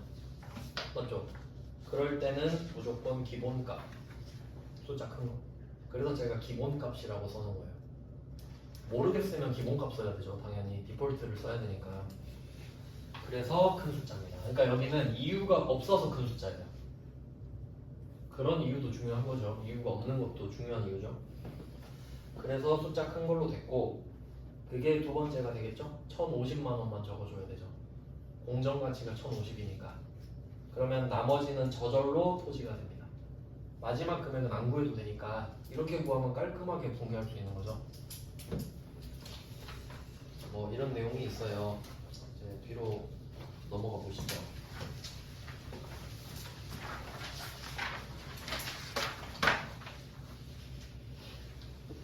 8페이지인데 8페이지는 8번은 안 하셔도 돼요. 지금은 이게 전산세무 1급으로 나온 제일 어려운 문제인데 그냥 구성만 좀 말씀드리면 이건 문제를 풀지 마시고 무슨 상황인지만 볼게요.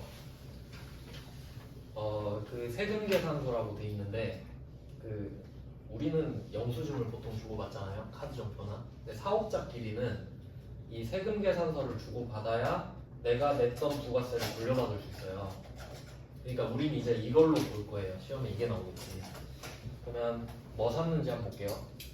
포터 샀대요. 포터. 화물트럭. 포터면 현대차죠. 현대 그 1톤 트럭 있죠. 그걸 산 거예요. 그러니까 보니까 분계를 보시면 차량 운반구 뭐 3,020 써있죠. 근데 여기서 원래 차값은 3,000이거든요. 그리고 그 밑에 부가세 대급금 있죠. 이건 내가 부가세를 낸 거예요. 그러니까 상식적으로 우리는 그냥 부가가치세가 뭔지 모르고 그냥 물건값 내잖아요. 그러니까 만약에 여러분이 올리브영 가서 11,000원짜리 물건을 샀어요. 그럼 그냥 11,000원 내고 끝나죠. 근데 사실 그건 물건값은 10,000원이고 부가세가 1,000원이에요. 원래는. 근데 사업자는 그걸 봐야지. 왜냐면 이 중에 부가세를 돌려받을 수 있으니까. 그럼 이때 이 300은 부가세를 돌려받을 수 있다는 뜻으로 자산으로 써놓은 겁니다. 그냥 참고로 지금 보세요. 그냥 부가세 안 배웠으니까. 결론은 이 차를 3,300 주고 샀단 소리예요 지금. 근데 난 머릿속으로 그걸 알아. 나중에 어차피 300 돌려받을 수 있겠다. 그 생각을 하고 있는 거예요 지금. 그러니까 붕괴가 이렇게 나오지. 자, 근데 그 차는 그런데 거기다가 공채를 또 샀대. 공채. 근데 가격 차이 한번 볼까요? 문제 두 번째 줄에 액면금액 100, 공정가치 80 써있죠. 그럼 여러분은 이거 사자마자 20 손해보죠? 그러니까 그 20이 차값에 붙잖아요. 3,020 됐잖아요. 맞아요? 그러니까 이게 차이가 뭐냐면 실제 상황을 생각해봐요. 여러분이 차를 샀다고 할게요. 그럼 차는 뭐 현대자동차 가서 사겠죠? 근데 공채는 지방자치단체에서 사잖아요. 두 개 다른 거래 아니에요? 차는 현대에서 사고 지방채는 광주에서 사야죠. 맞죠? 두 개가 다른 거래 맞죠? 근데 그걸 하나로 하래 그냥. 억지 부리고 있는 거죠? 그 억지를 부리겠다는 말이 뭐냐면 그 마지막 줄에 보시면 일괄 처리한다 이렇게 써있죠. 나도 알아. 근데 그냥 시험이니까 해. 이런 느낌이에요. 그러니까 그냥 문제 난도 올리고 싶으니까 합쳐버린 거지. 그러면 원래는 어떻게 했어요? 차 3,300만 원 끝. 공채 뭐 100만 원, 20만 원, 80만 원 이렇게 돼 있겠지. 근데 그걸 그냥 합친 거라고요. 문제를. 그냥 그 뜻이에요. 세무 1급은 그렇게 내도 돼요. 세무 1급은 엄청 어렵게 내도 상관없어요. 합격률 0.5%일 때도 있었어요. 걔네들은 신경 안 써 어렵게 내도. 근데 우린 어렵게 내면 안 되지. 그냥 참고하세요. 실무에서는 그냥 이럴 수도 있겠다. 가능은 해요 이런 회계 처리가. 근데 뭐 우리는 한 9번만 보고 마무리 짓죠. 자, 9번 또 차 샀다고 해요. 차 이제 뭐 대충 좀 보이시죠? 60짜리를 100에 샀네. 그럼 대변에 100 빼요. 현금 100 빼고 이거 60짜리죠? 차변에 60을 쓸 건데 이름이 뭘까? 이 정도는 봐야겠죠. 이름은 두 번째 줄에 만기까지 보유할 예정이고 의도와 능력도 있대요. 이렇게 말해줘야 맞아요. 능력도 있다고 해야 뭐 판단을 하죠. 그러면 만기 보유 증권이 되는 순간 만기를 보세요. 10년이죠. 그냥 큰 거죠. 숫자 큰 거. 그리고 나머지 차이가 나는 40만 원은 차 때문에 손해본 거니까 차량은 거고, 땅이면 토지, 건물이면 건물 이렇게 나오겠죠. 이 정도 보시면 돼요. 그러니까 여기서 포인트는 강제로 사야 되는데 우린 손해를 보면서 산다. 그럼 그 손해보는 금액은 그 원래 유형자산의 가격에 붙이는데 그 유형자산은 차도 나올 수 있고 토지도 나올 수 있고 건물도 나올 수 있다 까지 생각해야 되죠. 실제입니다. 실제. 뭐 이 정도 기억하시면 되겠죠. 그리고 평가는 다음 시간에 이어서 보겠습니다. 오늘은 취득까지 한 걸로 할게요. 고생하셨습니다.